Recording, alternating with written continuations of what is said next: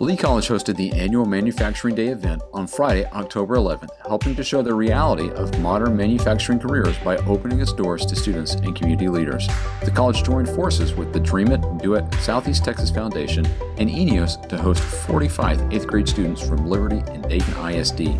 The event was designed to help students learn about high-wage, high-skill jobs available in the Houston Gulf Coast region and to connect these students with educators who can help prepare them for these in-demand careers. Students spent the morning on Lee College's main campus in Baytown, where they learned about the educational offerings related to the petrochemical field and took part in hands-on activities with Lee College faculty.